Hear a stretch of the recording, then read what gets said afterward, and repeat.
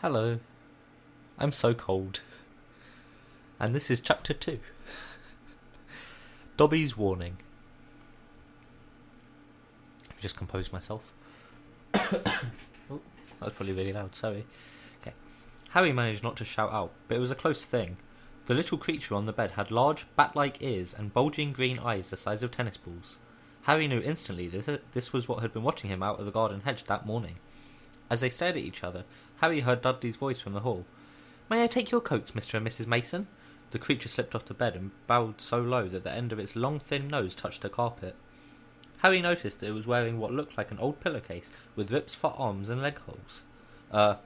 Hello?" said Harry nervously. "Harry Potter!" said the creature, in a high-pitched voice Harry was sure could carry down the stairs. "So long has Dobby wanted to meet you, sir. Such an honour it is." It's a really good Dobby voice, come on, let's be honest here. Thank you, said Harry, edging along the wall and sinking into his desk chair next to Hedwig, who was asleep in her large cage. He wanted to ask, "What are you?" but thought it would sound too rude, so instead he said, "Who are you?" "Dobby, sir. Just Dobby. Dobby the house elf," said the creature. "Oh, really?" said Harry. I don't want to be rude or anything, but this isn't a great time for me to have a house elf in my bedroom." Aunt Petunia's high, false laugh sounded from the living room. The elf hung his head. "Not that I'm not pleased to meet you," said Harry quickly, "but, is there any particular reason you're here?" "Oh, yes, sir," said Dobby earnestly. "Dobby has come to tell you, sir. It is difficult, sir. Dobby wonders where to begin." "Sit down," said Harry politely, pointing at the bed. To his horror, the elf burst into tears. Very noisy tears. "Sit down," he wailed. "Never, never, ever." Harry thought he heard the voices downstairs falter. I'm sorry, he whispered. "I didn't mean to offend you or anything." "Offend Dobby?" choked the elf. "Dobby has never been asked to sit down by a wizard, like an equal."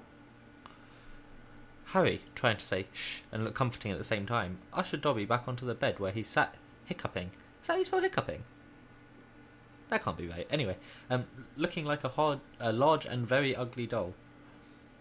At least he managed to control himself and sat with his great eyes fixed on Harry in an expression of watery adoration. "You can't have met many decent wizards then," said Harry, trying to cheer him up. Dobby shook his head. Then, without warning, he leapt up and started banging his head furiously on the window, shouting, "Bad Dobby, bad Dobby!"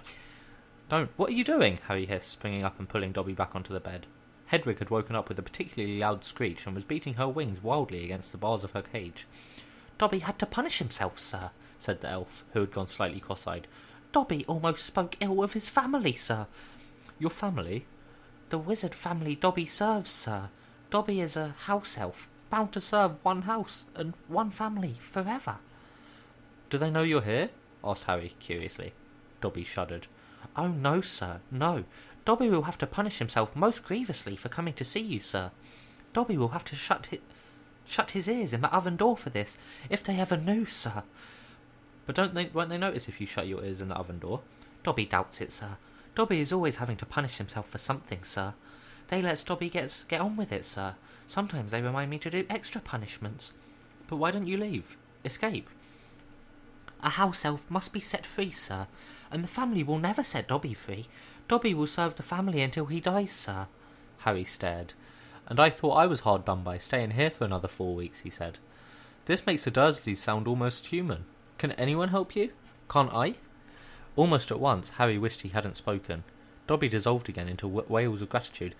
"Please," Harry whispered frantically, "please be quiet. If the Dursleys hear anything, if they know you're here, Harry Potter asks if he can help Dobby. Dobby has heard of your greatness, sir, but of your goodness, Dobby never knew." Harry, who was feeling distinctly hot in the face, said, "Whatever you've heard about my greatness is a load of rubbish. I'm not even top of my year at Hogwarts. That's Hermione. But he stopped quickly, because thinking about Hermione was painful. "Aw." "Harry Potter is humble and modest," said Dobby, reverently, his orb-like eyes aglow. "Harry Potter speaks not of his triumph over he who must not be named." "Voldemort?" said Harry. Dobby clapped his hands over his bat ears and moaned, "Ah, speak not the name, sir, speak not the name."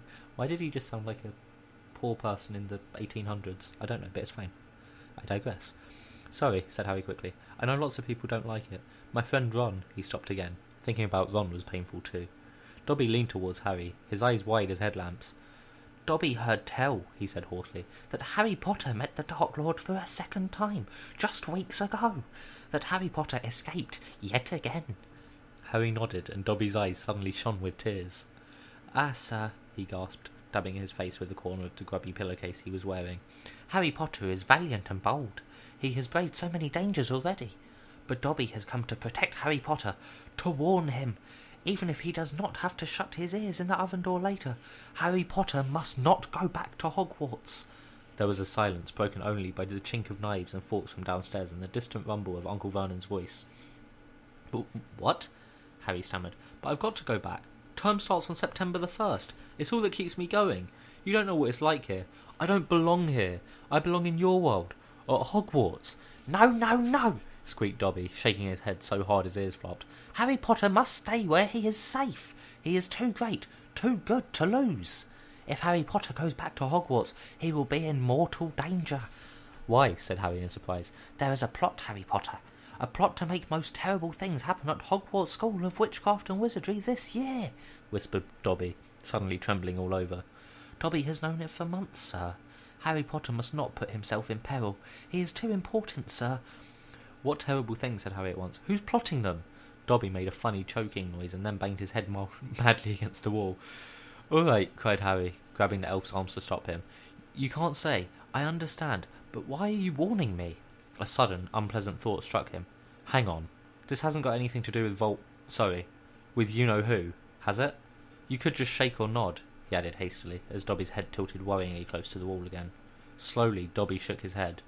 Not he who must not be named, sir. But Dobby's eyes were wide, and he seemed to be trying to give Harry a hint. Harry, however, was completely at sea. He hasn't got a brother, has he? Dobby shook his head, his eyes wider than ever. Well then, I can't think who else would have a chance at making horrible things happen at Hogwarts, said Harry. I mean, there's Dumbledore, for one thing. You know who Dumbledore is, don't you? Dobby bowed his head. Albus Dumbledore is the greatest headmaster Hogwarts has ever had. Dobby knows it, sir. Dobby has heard Dumbledore's powers rival those of he who must not be named at the height of his strength. But, sir, Dobby's voice dropped to an urgent whisper, there are powers Dumbledore doesn't. Powers no decent wizard. And before Harry could stop him, Dobby bounded off the bed, seized Harry's desk lamp and started beating himself around the head with ear-splitting yelps. A sudden silence fell downstairs. 2 seconds later, Harry, heart thudding madly, heard Uncle Vernon coming into the hall, calling. Dudley must have left his television on, the little tyke. Quick, in the wardrobe, hissed Harry, stuffing Dobby in, shutting the door and flinging himself onto the bed just as the door handle turned. What the devil are you doing? Said Uncle Vernon through gritted teeth, his face horribly close to Harry's. You've just ruined the punchline of my Japanese golfer joke. One more sound and you'll wish you'd never been born, boy. He stomped flat-footed from the room. Shaking, Harry let Dobby out of the wardrobe. See what it's like here, he said. See what I've got to go back to Hogwarts? It's the only place I've got. Well, I think I've got friends. Friends who don't even write to Harry Potter? Said Dobby slyly. I expect they've just been... Hang on, said Harry, frowning. How do you know my friends haven't been writing to me? Dobby shuffled his feet. Harry Potter mustn't be angry with Dobby. Dobby did it for the best. Have you been stopping my letters?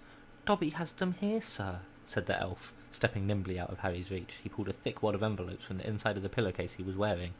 Harry could make out Hermione's neat writing, Ron's untidy scrawl, and even a scribble that looked as though it was from the Hogwarts gamekeeper, Hagrid. Dobby blinked anxiously up at Harry. Harry Potter mustn't be angry. Dobby hoped if Harry Potter thought his friends had forgotten him, Harry Potter might not want to go back to school, sir. Harry wasn't listening. He made a grab for the letters, but Dobby jumped out of reach. Harry Potter will have them, sir, if he gives Dobby his word that he will not return to Hogwarts. Ah, sir, this is a danger you must not face. Say you won't go back, sir. No, said Harry angrily. Give me my friend's letters. Then Harry Potter leaves Dobby no choice, said the elf sadly. Before Harry could move, Dobby had darted to the bedroom door, pulled it open and sprinted down the stairs. Mouth dry, stomach lurching, Harry sprang up after him, trying not to make a sound. He jumped the last 6 stairs, landing cat-like on the hall carpet, looking around for Dobby. From the dining room he heard Uncle Vernon saying, Tell Petunia that very funny story about those American plumbers, Mr. Mason. She's been dying to hear. Harry ran up the hall into the kitchen and felt his stomach disappear. Aunt Petunia's masterpiece of a pudding, the mountain of cream and sugared violets, was floating up near the ceiling. On top of a cupboard in the corner crouched Dobby. No, croaked Harry. Please, they'll kill me. Harry Potter must say he's not going back to school. Dobby, please. Say it, sir. I can't.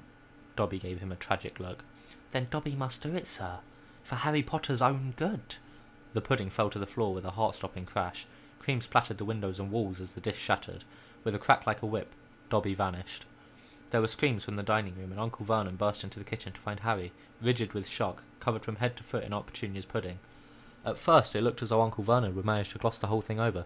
Just our nephew, very disturbed. Meeting strangers upsets him, so we keep him upstairs. He shooed the shocked Masons back into the dining room, promised Harry he would flay him to within an inch of his life when the Masons had left, and handed him a mop. Aunt Petunia dug some ice cream out of the freezer, and Harry, still shaking, started scrubbing the kitchen clean. Uncle Vernon might have been able to make his deal if it hadn't been for the owl.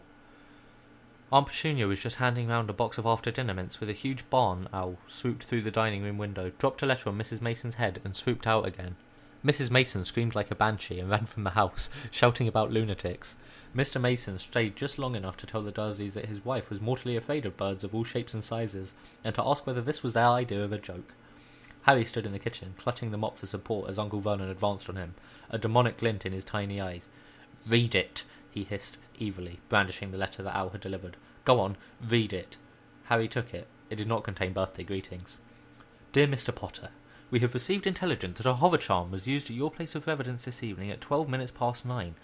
As you know, underage wizards are not permitted to perform spells outside school, and further spell work on your part may lead to expulsion from said school. Decree for the Reasonable Restriction of Underage Sorcery, 1875, paragraph C. We would also ask you to remember that any magical activity which risks notice by members of the non-magical community, Muggles, is a serious offence under Section 13 of the International Confederation of Warlocks Statute of Secrecy. That was a lot of R's. Enjoy your holidays. Yours sincerely, Mafalda Hopkirk, in proper use of magic office, Ministry of Magic. Harry looked up from the letter and gulped. "You didn't tell us you weren't allowed to use magic outside of school," said Uncle Vernon, a mad gleam dancing in his eyes. "Forgot to mention it. Slipped your mind, I dare say." He was bearing down on Harry like a great bulldog, all his teeth bared. "Well, I've got news for you, boy. I'm locking you up. You're never going back to that school. Never. And if you try and magic yourself out, they'll expel you." And laughing like a maniac, he dragged Harry back upstairs. Uncle Vernon was as bad as his word. The following morning he paid a man to fit bars on Harry's window. He himself fitted the cat flap in the bedroom door, so that small amounts of food could be pushed inside 3 times a day. They let Harry out to use the bathroom, morning and evening. Otherwise he was locked in his room around the clock. 3 days later, the Dursleys were showing no sign of relenting, and Harry couldn't see any way out of his situation. He lay on his bed watching the sun sinking behind the bars on the window, and wondered miserably what was going to happen to him. What was the good of magicking himself out of his room if Hogwarts would expel him for doing it? Yet life at Privet Drive had reached an all-time low. Now the Dursleys knew they weren't going to wake up as fruit bats. He had lost his only weapon. Dobby might have saved Harry from horrible happenings at Hogwarts, but the way things were going, he'd probably starve to death anyway. The cat flap rattled, and Aunt Petunia's hand appeared, pushing a bowl of tinned soup into the room. Harry, whose insides were aching with hunger, jumped off his bed and seized it. The soup was stone cold, but he drank half of it in one gulp. Then he crossed the room to Hedwig's cage and tipped the soggy vegetables at the bottom of the bowl into her empty food tray. She ruffled her feathers and gave him a look of deep disgust. "It's no good turning your beak up at it. That's all we've got," said Harry, grimly. He put the empty bowl back on the floor next to the cat flap and lay back down on the bed, somehow even hungrier than he had been before the soup. Supposing he was still alive in another 4 weeks, what would happen if he didn't turn up at Hogwarts? Would someone be sent to see why he hadn't come back? Would they be able to make the Dursleys let him go? The room was growing dark. Exhausted, stomach rumbling, mind spinning over the same unanswerable questions, Harry fell into an uneasy sleep. He dreamt that he was on a show in a zoo, with a card reading "Underage Wizard" attached to his cage. People goggled through the bars at him as he lay, starving and weak, on a bed of straw. He saw Dobby's face in the crowd and shouted out, asking for help, but Dobby called, "Harry Potter is safe there, sir," and vanished. Then the Dursleys appeared, and Dudley rattled the bars of the cage, laughing at him. "Stop it," Harry muttered as the rattling pounded in his sore head. "Leave me alone. Cut it out. I'm trying to sleep." He opened his eyes. Moonlight was shining through the bars on the window, and someone was goggling through the bars at him. A freckled-faced, red-haired, long-nosed someone. Ron Weasley was outside Harry's window. And that's the end of chapter 2. I hope you enjoyed me reading it. La la la la la la la la.